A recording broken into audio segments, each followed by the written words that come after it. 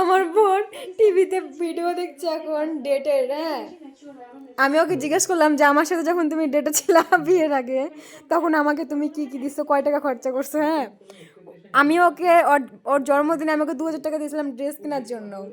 তারপরে প্রথম ফার্স্ট দেখা কালদিঘি পার্কে কত খাবার কিনে দিয়েছিলাম।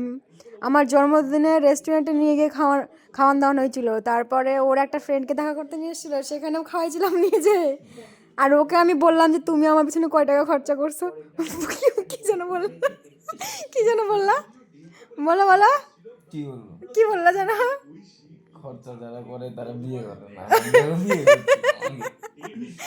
খরচা যারা করে তারা নাকি বিয়ে করে না। ও খরচা করেনি তাই আমাকে বিয়ে করছে, সারা জীবন এখন খরচা দেবে জন্য।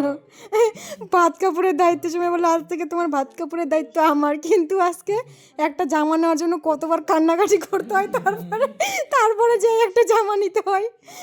আর আমার নাকি দায়িত্ব বিয়ের পরে নিয়েছে। অনেকদিন ধরে করা লাগবে না খরচা। আমার জন্য একটা গোলাপ কিনছি প্রেম করাকালীনে, সেই গোলাপটাকে আর দেয়নি, ভালো লাগছে জন্য ঘরের মধ্যে সাজা রেখে দিছে।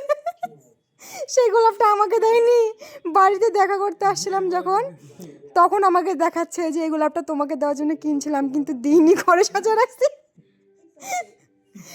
এর মতো মানুষ পৃথিবীতে একটাও নাই।